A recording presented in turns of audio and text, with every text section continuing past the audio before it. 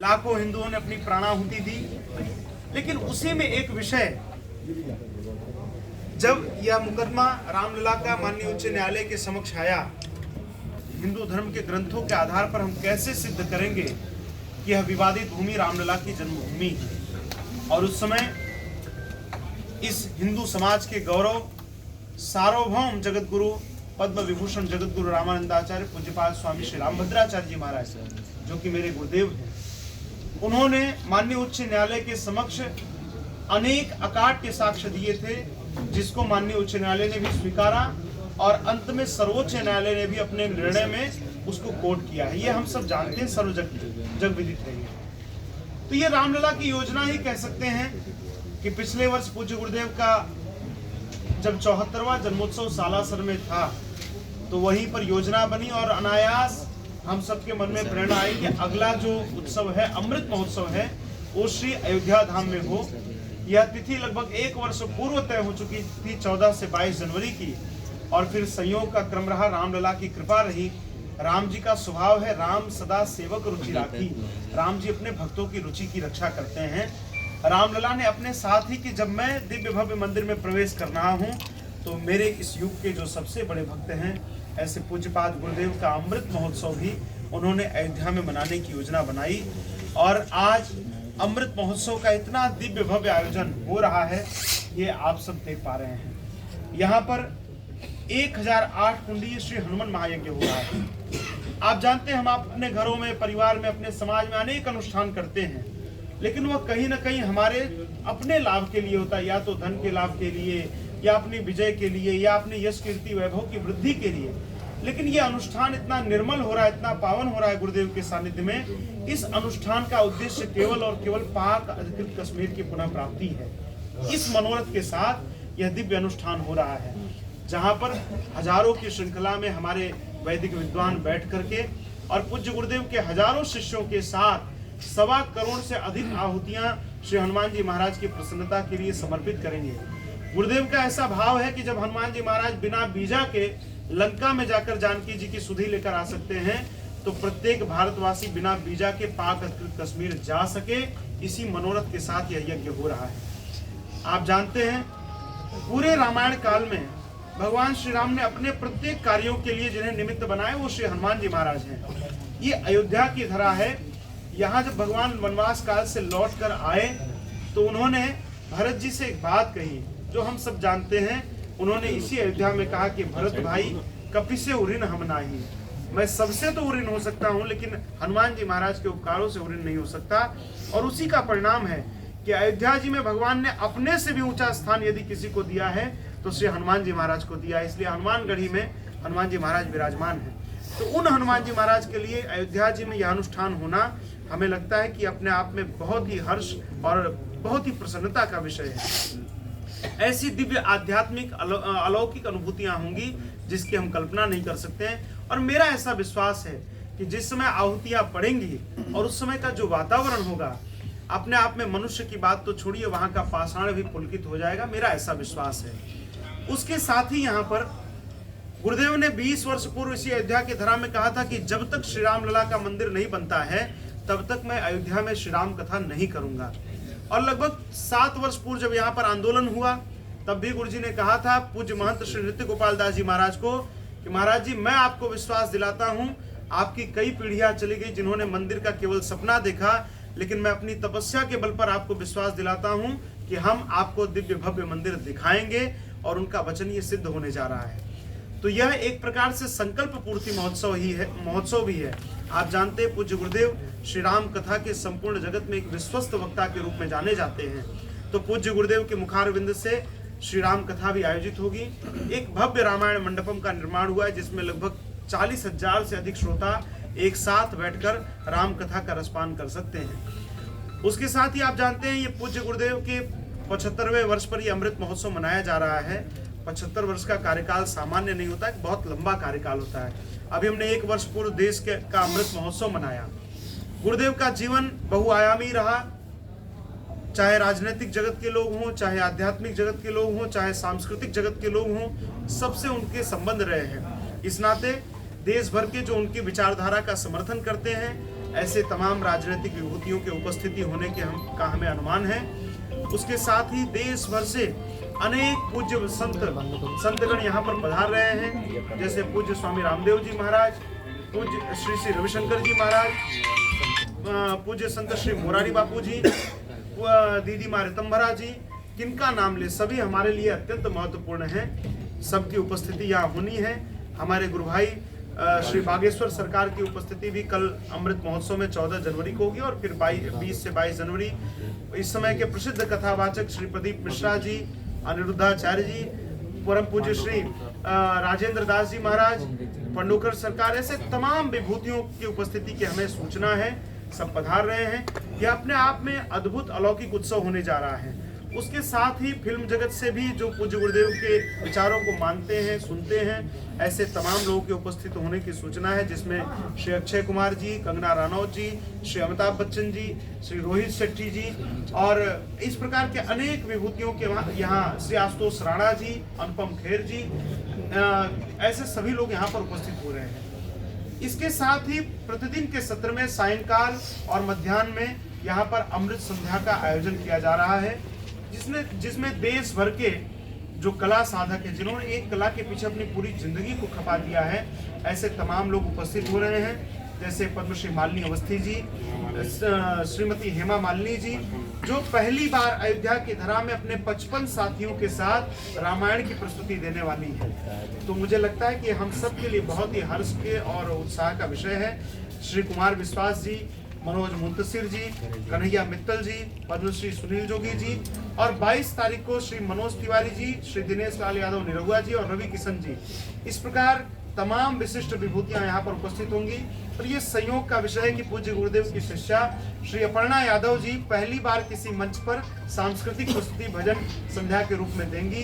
श्री अनूप जलोटा जी, ऐसे तमाम लोग पधार रहे हैं। मुझे लगता है कि आयोजन, जिस प्रकार का उत्साह भगवान श्री राम जब 14 वर्ष के वनवास के बाद अयोध्या लौटे थे, जो उत्साह तब बना था, उसी प्रकार का उत्साह पुनः भारतीय जनमानस में, हिंदू जनमानस में होने जा रहा है। मैं आप सभी पत्रकार साथियों के माध्यम से अयोध्या वासियों को और देश भर को आमंत्रित करता हूं कि आप प्रशासन की जैसी व्यवस्था हो, उस व्यवस्था के अनुरूप जैसी प्रशासन अनुमति दे, आप उपस्थित होकर कार्यक्रम का लाभ लें। ये जिस प्रकार की आध्यात्मिक अनुभूतियां होंगी, मेरा ऐसा विश्वास है कि वो आपके पूरे जीवन के लिए स्मरणीय रहेगा। सर जी बताइए, आपने अभी कहा कि जो यज्ञ होगा वो यज्ञ लोके की पुनर्प्राप्ति के लिए होगा, और आपने ये भी कहा कि गुरुजी ने तपस्या की थी, उसके बाद राम मंदिर का निर्माण हो रहा है। तो मुझे ये समझाइए, इस यज्ञ का और पीओके की, उसकी प्राप्ति का कनेक्शन कैसे होगा? यहाँ से जो संविधाएं डाली जाएंगी, जो यज्ञ की ज्वाला उठेगी, उससे कैसे पीओके में असर जाएगा? इस पर थोड़ा सा विस्तार दीजिएगा।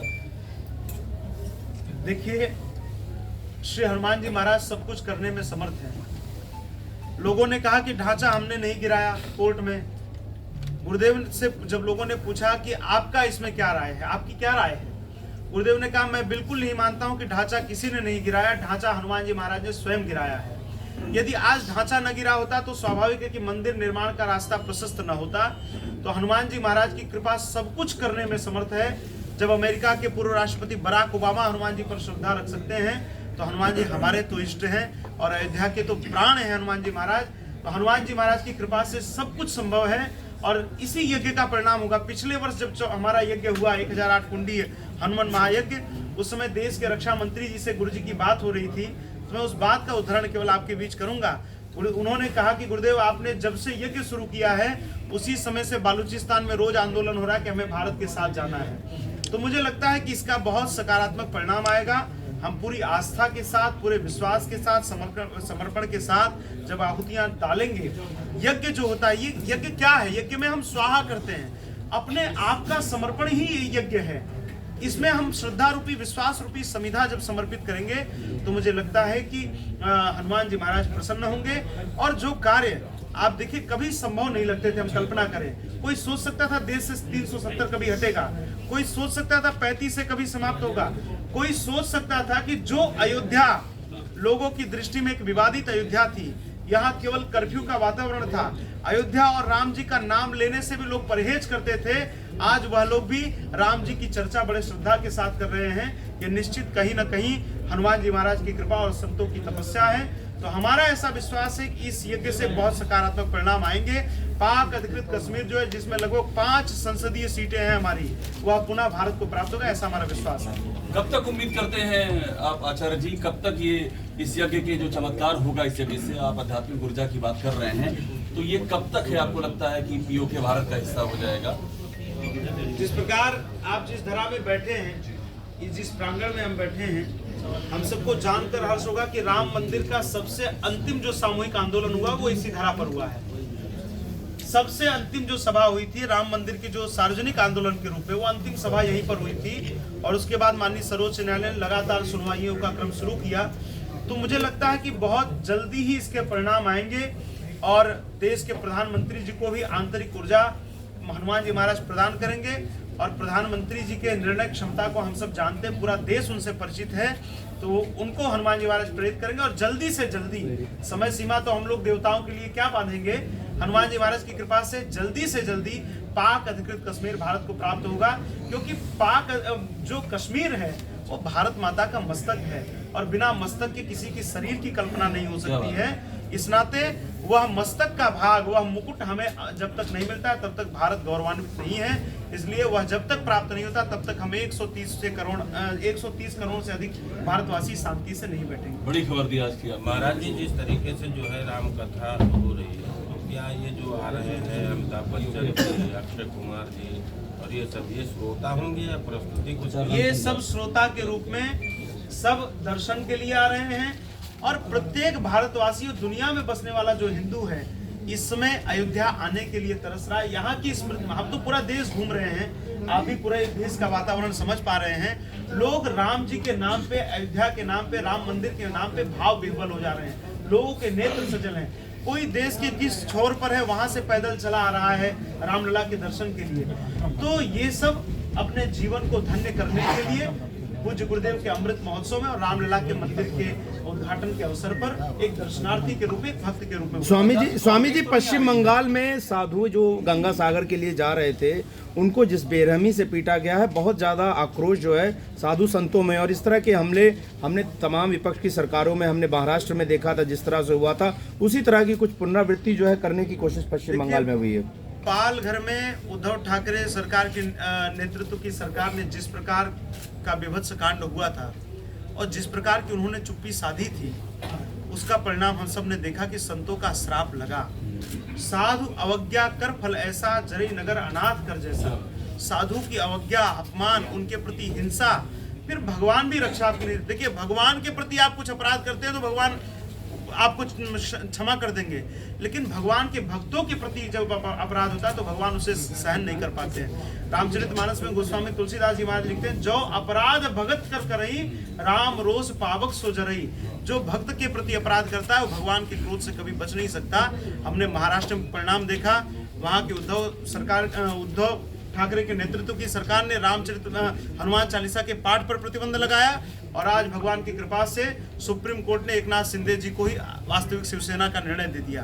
तो मुझे लगता है कि ममता जी के अत्याचारों का घड़ा भरने जा रहा है और भगवान शीघ्र ही उनके प्रति भी कुछ न कुछ निर्णय अवश्य करेंगे। स्वामी जी एक सवाल और है। स्वामी जी स्ववर्गे परमा प्रीति, सबको अपने वर्ग पर प्रीति होती है। आज पूरे देश में विभिन्न जातियों के, विभिन्न मतों के संगठन बन चुके हैं, तो हम संतों का क्यों नहीं संगठन हो सकता?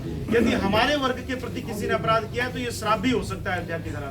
स्वामी जी एक सवाल और है। जिस तरीके से कार सेवकों ने, आम भक्तों ने राम मंदिर के लिए अपनी जान दी, प्राणों की आहुति दी, तमाम केस झेले, अब जब प्राण प्रतिष्ठा का वक्त समय आ गया है तो कुछ शंकराचार्य हैं जो पॉलिटिकल लाइन लेकर राम मंदिर के प्राण प्रतिष्ठा पर सवाल उठा रहे हैं, प्रधानमंत्री नरेंद्र मोदी की उपस्थिति को लेकर सवाल खड़े कर रहे हैं, इनको क्या जवाब देंगे आप? मुझे ये लगता है प्रधानमंत्री नरेंद्र मोदी जी व्यक्तिगत नहीं उपस्थित हो रहे हैं, 130 करोड़ भारतीयों के वो प्रतिनिधि हैं, तो वो 130 करोड़ भारतीयों के प्रतिनिधि के नाते उपस्थित हो रहे हैं। क्या मैं पूज्य शंकराचार्यों का बहुत सम्मान करता हूं और मैं आग्रह करता हूं, ये समय ऐसा है जो 550 वर्षों की तपस्या के बाद हमें मिल रहा है। मनमुटाव, आपसी वार्ता तो बाद में भी हो जाएगी, ये क्षण बार बार जीवन में नहीं आएंगे।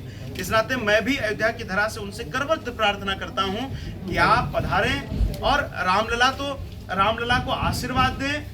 उनको खूब आशीर्वाद दें और नरेंद्र मोदी जी को भी आशीर्वाद दें कि उनकी दृढ़ इच्छा शक्ति से आज यह परिणाम हमारे सामने आ रहा है।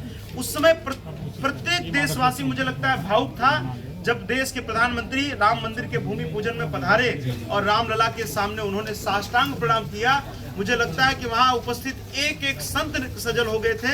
सबको लगा कि मानो 130 करोड़ देशवासी आज भगवान के सामने साष्टांग प्रणाम करके क्षमा मांग रहे हैं कि प्रभु आपको इतने दिनों तक तंबू में तिरपाल में रहना पड़ा, आज 130 करोड़ देशवासी आपसे क्षमा मांग रहा है।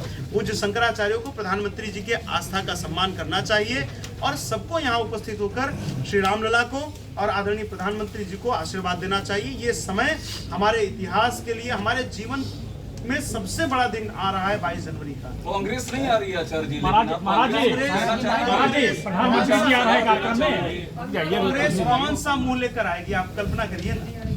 आए भी तो उनके लिए तो ऐसी स्थिति हो गई है जैसे सांप ने छछूंदर को ले लिया तो न उगल सकती है न निगल सकती है। कर रहे हैं वो लोग। अब ये ठीक कर रहे हैं कि उनका दुर्भाग्य उनको नहीं आने दे रहा है। वो कौन सा मुंह लेकर आए? जिन रामलला के लिए उन्होंने कोर्ट में कहा कि राम काल्पनिक है, जिस राम सेतु को उन्होंने काल्पनिक कहा, वो कौन सा मुंह लेकर अयोध्या में आएंगे? मुझे लगता है कि उनकी आत्मग्लानि, आत्मश्लाघा ही उन्हें अयोध्या आने से रोक रही है। वो कौन सा मुंह लेकर अयोध्या आएंगे?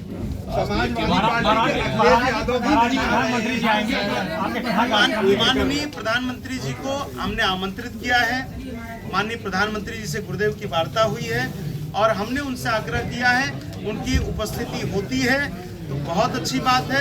नहीं तो इस समय इस समय 130 करोड़ हिंदुओं के आराध्य भगवान श्री रामलला मंदिर आ रहे हैं, ये सबसे बड़ी न्यूज है पूरे देश में। ये सबसे बड़े हर्ष की बात है। चलिए।